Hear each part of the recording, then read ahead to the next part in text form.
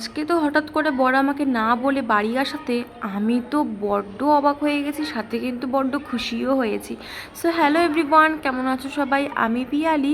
আমরা তো এখানে ভালো আছি, আশা করি তোমরাও ভালো আছো। আজকে শুক্রবার, এখন বাজে দুপুর 2টো কি 2:30। তো সবাইকে শুভ দুপুর।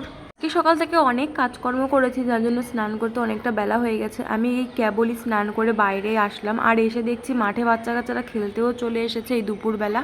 দাঁড়িয়ে দাঁড়িয়ে কিছুক্ষণ হতে লাফালাফি দেখছিলাম, আর দেখো আমার ব্যালকনিতে এই নয়নতারা ফুল গাছটাতে কত ফুল ধরেছে, তাই না?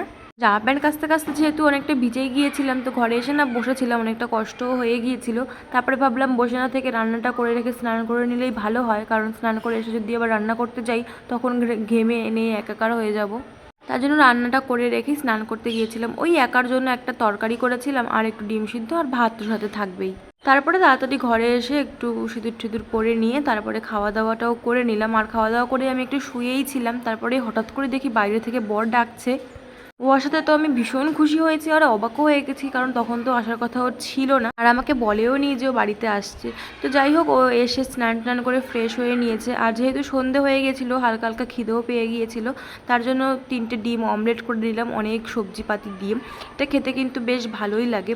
আর জানো তো, সসের বোতল থেকে সসটা বেরোচ্ছিলই না, পুরো ফুরিয়েই গেছে। যাই হোক, দুজনেই খাওয়া দাওয়া করে কমপ্লিট করে তারপরে একটু রেডি হয়েছিলাম বাইরে যাব বলে। সন্ধে হয়ে গিয়েছিল প্রায়, ভাবলাম তার আগে জামা প্যান্টগুলো তুলে রেখে তারপরে যাই। দেখছো তো কত জামা প্যান্ট কেচেছি, পুরো ছাদ কিন্তু ভর্তি হয়ে গেছে। তারপরে বাইরে গিয়ে একটু খেয়েছিলাম ফুচকা, তার আগে জল ফুচকাও খেয়েছিলাম, সেটা আর ভিডিও করা হয়নি। তারপরে বর বললো তাহলে 1 প্লেট চাটনি ফুচকাও খাও, ওটা তো খেতে ভালোবাসি আমি। ফুচকা টুচকা খাওয়া দাওয়া কমপ্লিট করে না অনেক বাজার টাজার করার দরকার ছিল, সেই সমস্ত অনেক কিছু বাজার করেছি। আমরা না প্রত্যেক দিনই বাজারে যাই, আর প্রত্যেক দিনই হাতে করে কিছু না কিছু একটা নিয়ে আসি। তো যাই হোক, বাজার টাজার করে এসে একটু ঠান্ডা ঠান্ডা লস্যি বানিয়ে নিলাম, দই নিয়ে এসেছিলাম, টক দই। লস্যি খাওয়া দাওয়া করলাম, আর বাজার থেকে আজকে চিকেন নিয়ে এসেছিলাম। রাত্রে তো আজকে গরম গরম রুটি আর সাথে চিকেন কষা, এটাই খাওয়া দাওয়া হলো আজকের ভিডিওতে। টাটা, দেখা হচ্ছে পরে ভিডিওতে।